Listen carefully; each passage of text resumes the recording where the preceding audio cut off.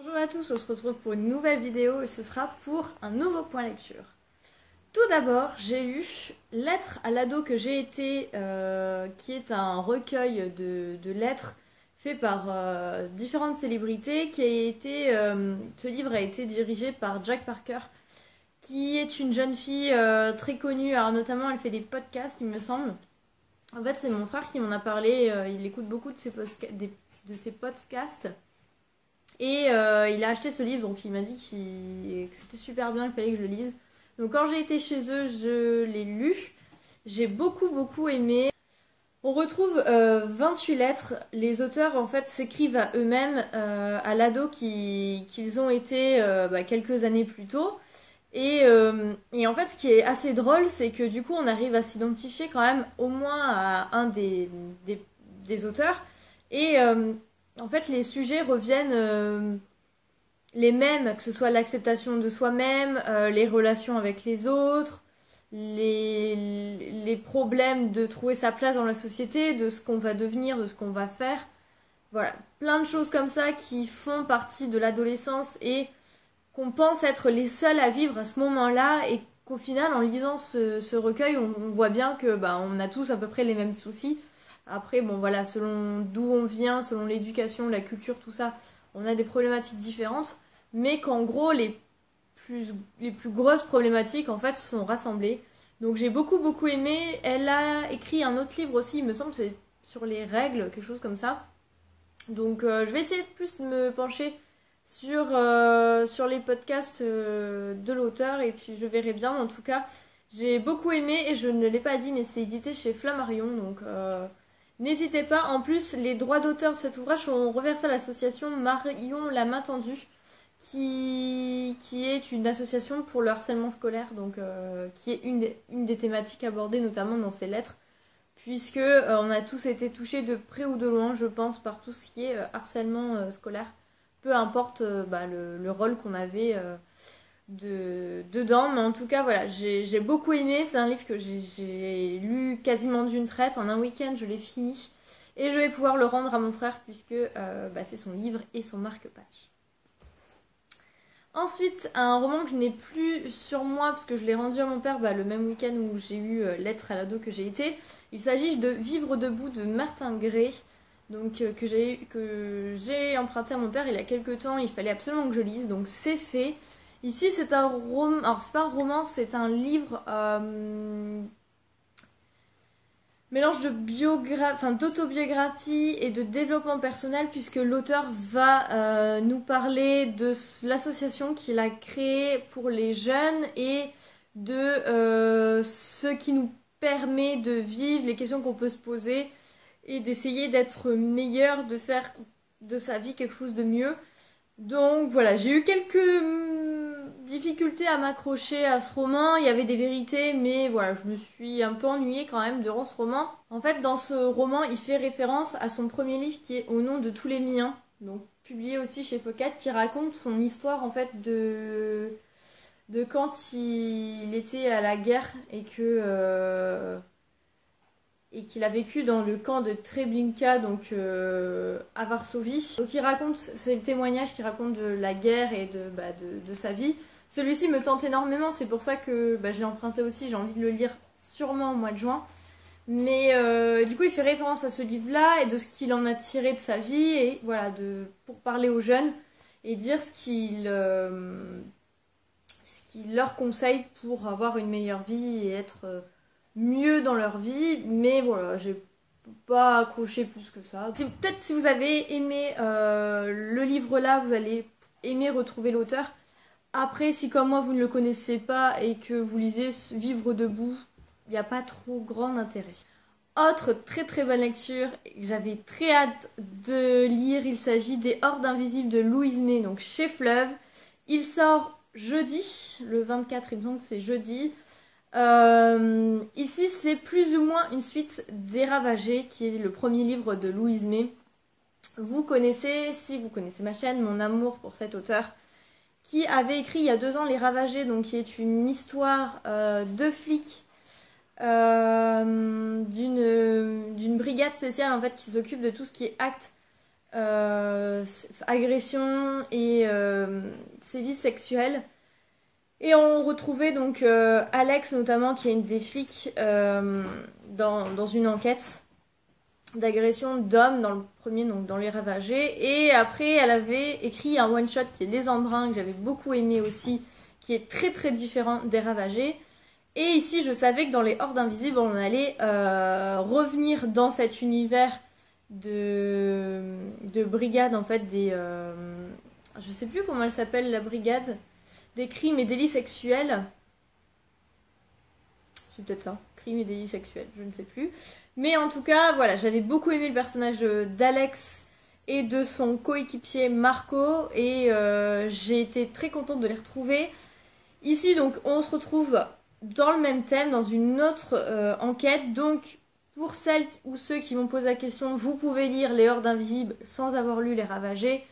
Même si, voilà, pour au moins l'évolution des personnages, c'est quand même mieux de lire Les Ravagés. D'autant plus qu'à certains moments, il y a des petites relances du premier tome, donc, des Ravagés. Donc, voilà, si vous voulez comprendre dans l'entièreté ce roman et l'aimer comme je l'ai aimé, je pense qu'il faut lire Les Ravagés avant.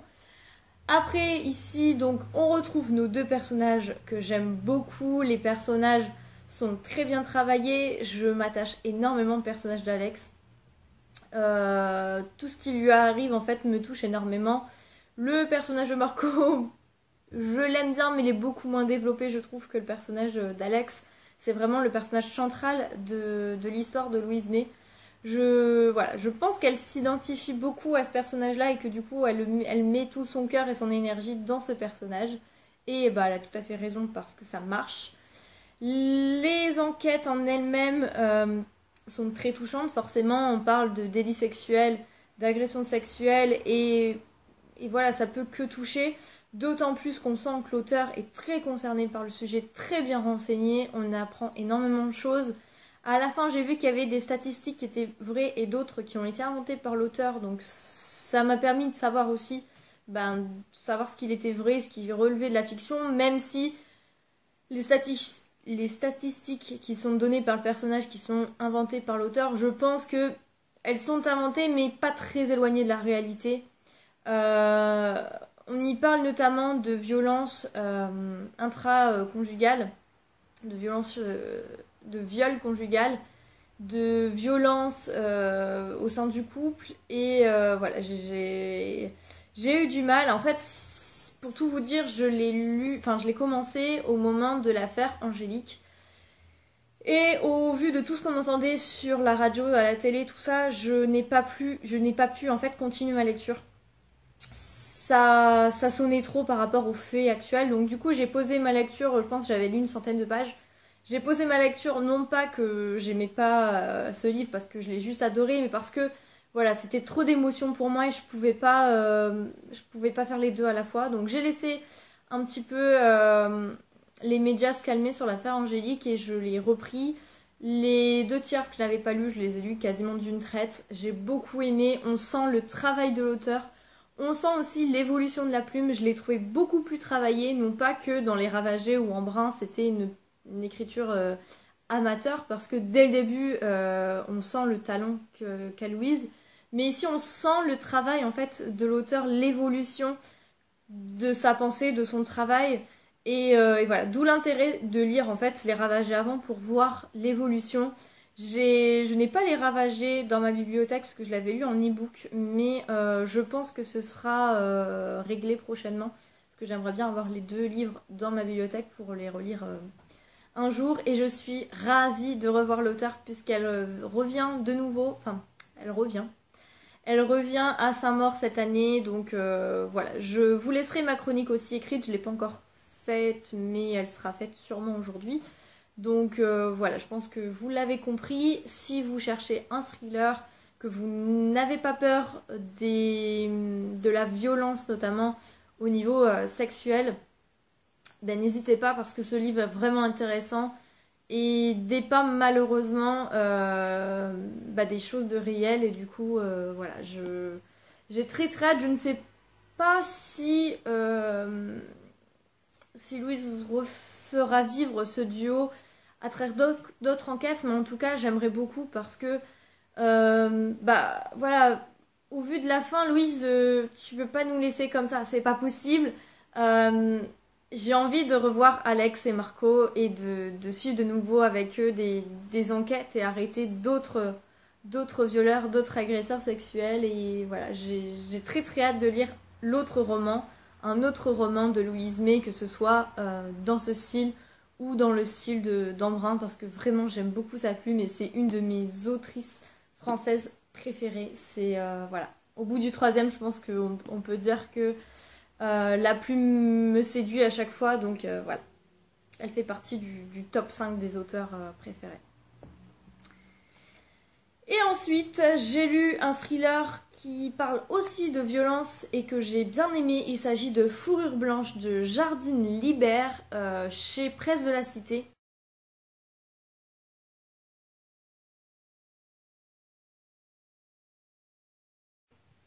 Je l'ai reçu sur NetGalley. Ce roman me tentait énormément. Déjà, j'aimais bien la couverture. Et le résumé me tentait d'autant plus. Quand je l'ai reçu, j'ai très rapidement sauté sur mon e-book pour le lire. Première scène, on est directement dans l'action puisque on retrouve Élise qui pointe le canon de son arme sur son petit ami Jamie dans une chambre de motel. Et voilà. Et la scène coupe là et on se retrouve à peu près un an avant. Et on va les suivre tous les mois. En fait, chaque chapitre représente un mois de l'année. Donc pendant un an, on va les suivre au fur et à mesure avant leur couple, de la naissance de leur couple et jusqu'à cette scène du motel. Pourquoi Élise en vient à pointer son arme sur son petit ami. Et voilà, on y sent de la violence. C'est la confrontation de deux milieux complètement opposés puisque Jamie est un jeune homme